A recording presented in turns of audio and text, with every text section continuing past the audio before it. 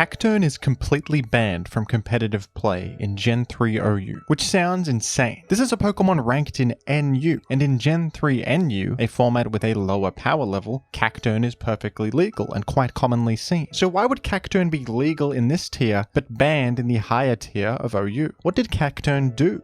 Well, the answer is a lot. Cacturne is responsible for a huge amount of suffering and turmoil. And if you don't mind me saying, this Pokemon is a bit of a prick. Let's explore the competitive crimes of Gen 3 OU's most notorious Cactus. But first, it's come to my attention that the universally maligned Paradox Pokemon Iron Mugulis is getting ready to use the move Scald against all of these unsuspecting Jimothy non-subscribers. I would strongly advise subscribing to the JimCool channel to keep yourself safe and secure in this trying time.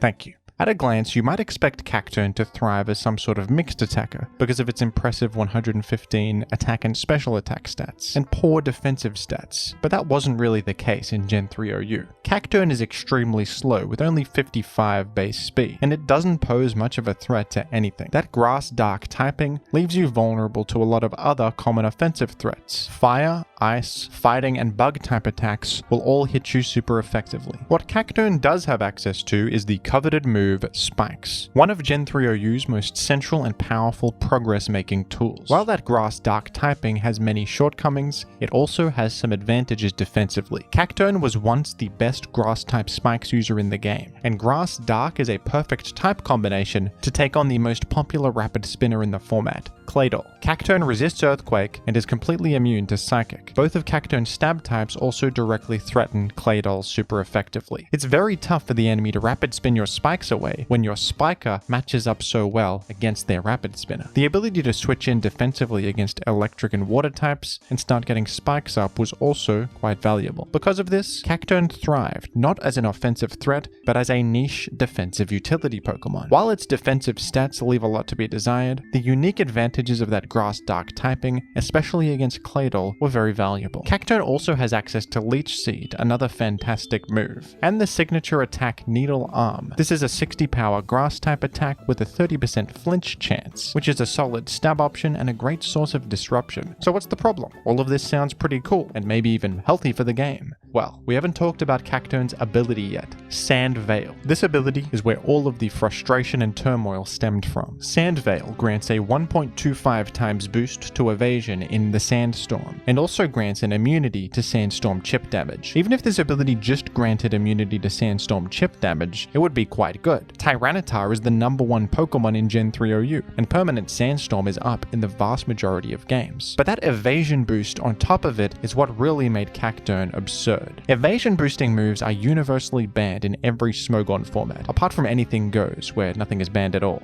Evasion is a mechanic that truly adds nothing of value to the competitive experience, and only serves to increase variance and randomness. The counterplay to evasion is extremely limited, and often inconsistent, and if moves like Double Team were allowed, it would really just hurt the enjoyment of these formats all around. And Sand Veil in Gen 3 OU is arguably even more of a problem than Double Team is. Sand is absolutely ubiquitous, so Sand Veil effectively gives Cacturne an instant boost to its evasion without it even having to spend a turn boosting. And Cacturne can abuse this mechanic extremely well, with Substitute, Leftovers chip healing thanks to that Sand immunity, Leech Seed for further annoyance, and even Needle Arm with its 30% flinch chance, adding more layers of disruption. Cacturne could very easily fish for dodges and flinches and win games by cheesing your entire team. Not to mention, it's spreading Spikes in the process too. Cacturne was able to survive situations that it absolutely shouldn't, like a Dugtrio using Hidden Power Bug, which should be a one-hit KO, but of course you just miss and lose your Dugtrio instead. What were you supposed to do in this situation? What if a Moltres misses Flamethrower, Cacturne gets its Substitute up,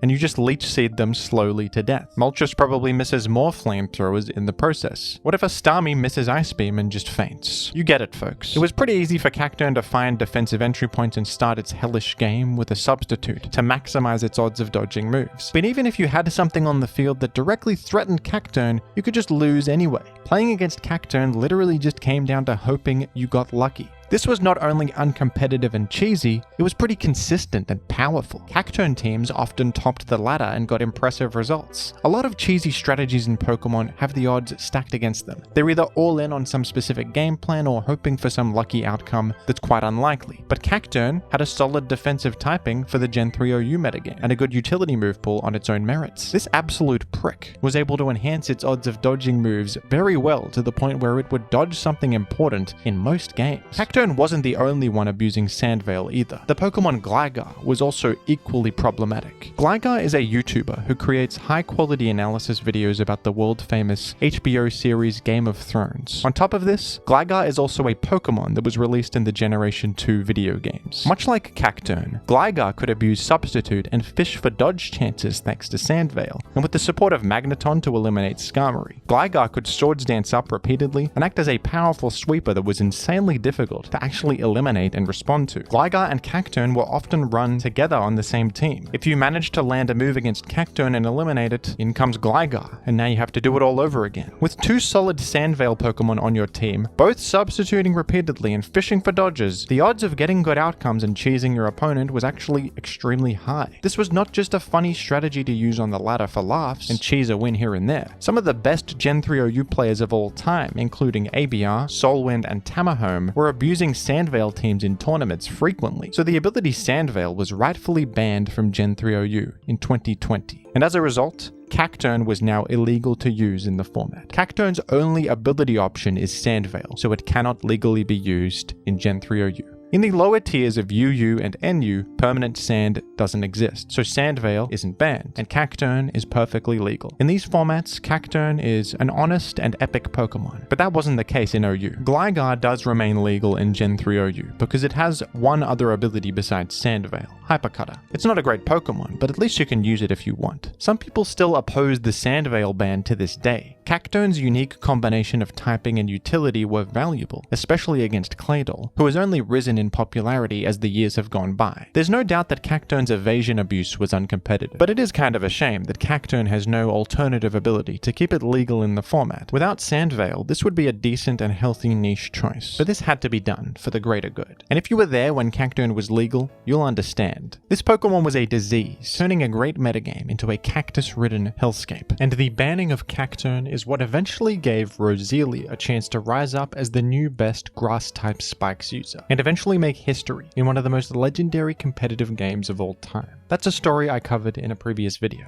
And most importantly of all, we now finally have an answer to the age-old question. Why was Cacturne banned from Gen 3 OU? It was outstanding in its field.